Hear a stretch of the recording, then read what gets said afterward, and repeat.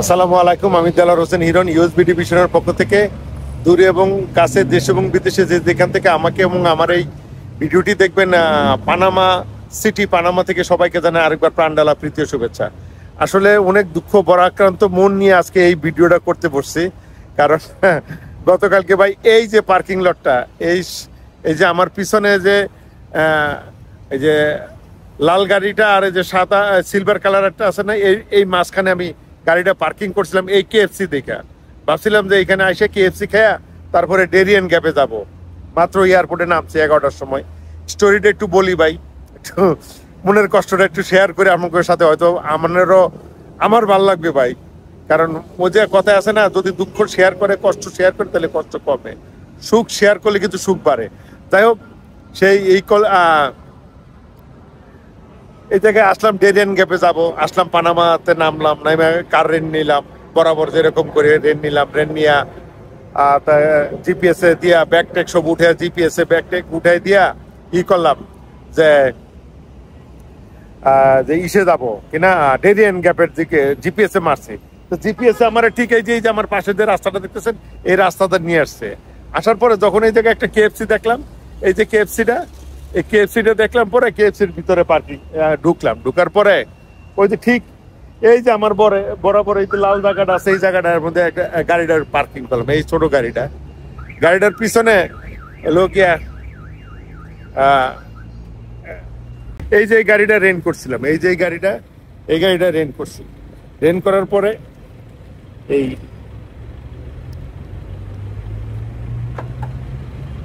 যে ডিকির ভিতরে সবকিছু ছিল। ডিকির ভিতরে আমার ওই যে ব্যাগটা সবকিছু রাখছে এই ডিকির ভিতরে। আর এখানে আসার পরে হাত মুখ ধুয়া ভাবলাম যে হাত মুখ ধুয়া তাহলে কাপড়ের ব্যাগটা ছিল ইসের ভিতরে, ট্রাঙ্কে।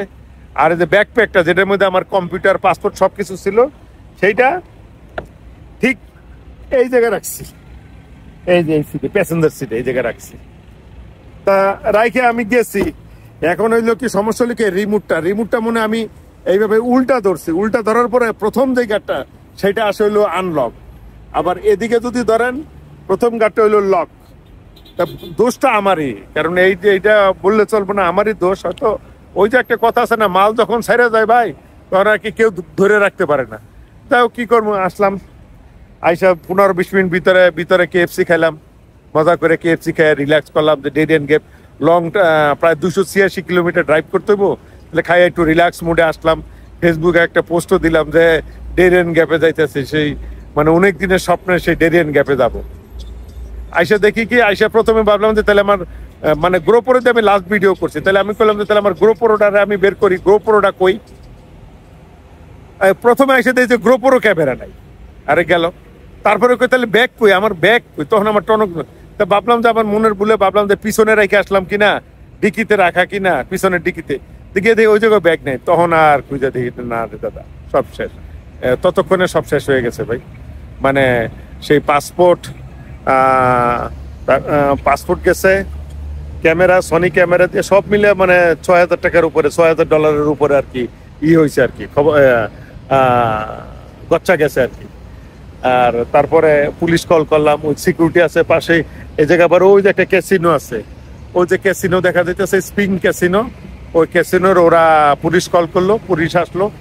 পুলিশ আসার পরে পুলিশ চলে আসছে, ওঠে করে ততক্ষণে নিয়ে গেছে। এখন কত লোক কি এই প্লাজাতে কি কোনো ক্যামেরা নাই যে ক্যামেরা কি ধরা পড়বো? যাই হোক, হয়তো প্লাজারে কেউ জড়িত আছে, এটা আমি 100% শিওর, হয়তো আমারে ফলো করছে। যাই হোক, তারপরে পুলিশ স্টেশনে গেলাম। পুলিশ স্টেশনে যাওয়ার পরে তো পরের কাহিনী, তো পুলিশ স্টেশনে গিয়ে সেই পুলিশ স্টেশনটাও আপনাদের সাথে একটু শেয়ার করবো আজকে, ঠিক আছে ভাই? এই জন্য আজকের এই ভিডিওটা করা। হয়তো আর 2-4 মিনিট লাগবে আর কি, যাই। তারপরে ইউএস এমবাসির অ্যাকশনের কথাটাও বলবো না। ইউএস এমবাসি কত কুইক রেসপন্স দিচ্ছে, আনবিলিভেবল, এটা কোনদিন বিশ্বাস করতে পারিনি। তা সেই পরে পাসপোর্ট নিয়ে আসছি, সেই সবকিছু আপনাদের সাথে শেয়ার করব। আশা করি ভিডিওটি ভালো লাগবে, দেখেন আর কি। হয়তো আমার মনের কষ্টটা শেয়ার করলাম। মাল দেওয়ার তো আমার গেছে, এটা তো আর ফেরত পাবো না। গতকালকে যে পাসপোর্ট, ব্যাগসহ সবকিছু লস্ট করার পরে এইটা হলো লোকাল পুলিশ স্টেশন। এই পুলিশ স্টেশনে আসছিলাম কালকে। ওরা কালকে চা কফি দিয়ে খুব আপ্যায়ন করছে। যে আমার পিছনে যে পুলিশ স্টেশনটা আছে, এই যে এই পুলিশ স্টেশনটা, এই যে পিছনে দেখা যাচ্ছে এই পুলিশ স্টেশনে আসছিলাম। তো যেহেতু আজকে পাসপোর্ট পাইছি, তো একটা কার্টিসি আছে যে ওরা কালকে হেল্প করছে, রাত্র 8টা পর্যন্ত থাইকা আমার সেই রিপোর্ট ফাইল করছে। যদি রিপোর্ট ফাইল না করতো তাহলে কিন্তু আমি পাসপোর্ট পাইতাম না, কারণ যেহেতু পাসপোর্ট হারাইছে 100% পুলিশ রিপোর্ট লাগবে। আর অনেক সময় পুলিশ রিপোর্ট তো জানেনি, ওই অনলাইনে করতে হয়, সেই জায়গায় যাইতে হয়, ডিজিটাল করবো তারপরে দেবো। তা কালকে আমার এই জায়গাতে প্রায় 17 মাইল দূরে এক পুলিশ নিয়ে গেছিল, সে সাথে করে নিয়ে গেছিল, আমারও সে গাড়িতে করে আমি তারে নিয়ে গেছিলাম। সে থাইকে একটা ইন্টারপ্রেটার আনছে, ইন্টারপ্রেটার থাইকা তারপরে আমার এই পুলিশ রিপোর্টটা করে দিছিল। তা যাই হোক, যখন কালকে চলে যাব তাহলে যাই হোক এর কাছে একটু বিদায় নিয়ে আর যাই, তাহলে জিনিসটা আমার কাছেও খারাপ লাগতেছে। আর কিছু না, আর তো কিছু করতে পারবো না, কোনো টিপস কিছুই দিতে পারবো না, যদিও বাকি ঢুকার বললাম না। তা যাই, সেই জন্য আসে পুলিশ স্টেশনে দেখা করতে। গতকাল রাত্রে তো পাসপোর্ট হারায় ফেলাইছিলাম, যেহেতু পানামা, তো আমার পানামা সিটিতে থাকার কোনো ইচ্ছা ছিল না। আমি তো চলে যাবো, ভিসা চলে যাব, ওই হিসাব করে আমি কোনো হোটেল বুকিং দিই নাই।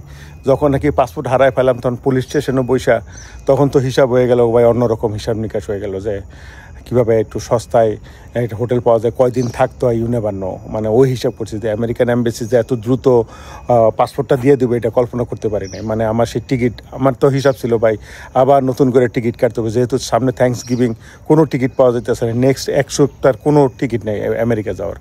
যাই হোক, সবই আল্লাহর ইচ্ছা, এই জন্য বলি যে আল্লাহ যা করে মঙ্গলের জন্য করে। তো যাক, এই যে আমার পিছনে দেখছেন যে এই বাসাটা, এই যে এই বাড়িটা নিছি, অনলাইনের মাধ্যমে নিছি, নিজেও জানি না কীভাবে খুঁজে পাইছি, কিন্তু অনেক সুন্দর পরিপাটি একটা গ্রামের ভিতরে, মানে গ্রামে ওই পানামা সিটিতে অনেক দূরে, গ্রামের ভিতরে এয়ারপোর্টের কাছে, কিন্তু পানামা যে মেন সিটিতে অনেক দূরে। আর এলাকার পরিবেশ unbelievable, you can't believe that, amazing ভাই, এত সুন্দর। কিন্তু এই পানামা শহরটা আসলে অনেক সুন্দর এবং সাজানো গোছানো। আমি শুধু ইসের কারণে, এই আমার এই ঘটনার কারণে আমি পানামাটা এনজয় করতে পারলাম না, এই জন্য মনে একটা দুঃখ থেকে দেবে। চতুর্দিকে পাহাড়, তারপরে এই যে ওই যে আমার দেখেন পাহাড়ের কত উঁচা পাহাড়ের মধ্যে আছে, লোকজন আছে, হ্যাঁ ওদিকে পাহাড় আছে। আসলে কলম কি যে ভাই, আমি তো ওই ফোনে ভিডিও করে অভ্যস্ত না, এই জন্য আমি তেমন একটা এক্সপার্ট না। তবে আঁকা বাঁকা রাস্তা, উঁচা নিচা রাস্তা, এত সুন্দর লাগছে আমার কাছে পরিবেশটা। মানে যখনই ড্রাইভ করছি, যদি তারপরও কী করবো, আজকে পাসপোর্ট পাওয়ার পরে মনটা একটু ফুরফুরে হয়েছে, যার কারণে আজকে একটু ভিডিও করলাম। তা ওই যখন নাকি সেই ইউএস এমবাসির ওদিক থেকে যখন আসি, মানে সেই দৃশ্যগুলি এত সুন্দর লাগছে, যেমন মেঘগুলি যেমন পাহাড়ের ভিতরে, সাদা মেঘগুলি যেমন পাহাড়ের মধ্যে লেগে রয়েছে। যাই হোক, সেগুলো ভিডিও করছি। আর এই আসার সময় ড্রাইভ করে এক হাতে ড্রাইভ করছি আর এক হাতে ক্যামেরা, ফোন ধরে রাখছি, কারণ আর তো ফোন ক্যামেরা নাই। স্ট্যান্ড থাকলে নয় স্ট্যান্ডে লাগাই করতাম। আর এই জায়গায় সব হলো 2 ওয়ে রাস্তা, মানে এক রাস্তা দিয়ে একটা যাওয়া একটা আসার রাস্তা, মানে আমেরিকার মতো ওরকম না যে একটাতে গেলাম একটাতে আসলাম। এই জন্য একটু রিস্ক চালাইতে হয়েছে আর কি। তারপর যতটুকু পারছি করছি। তা কালকে ইনশাল্লাহ সকালবেলা চলে যাবো আমেরিকা, সেই এয়ারপোর্টে যাবো, এয়ারপোর্টে গিয়ে দেখি কি হয়। তা এই ছিল, দোয়া করেন কালকে যেন এয়ারপোর্টে আমার কোনো ঝামেলা না হয় আর কি। তা আর পানামা সিটির সৌন্দর্যটা একটু উপভোগ করি আর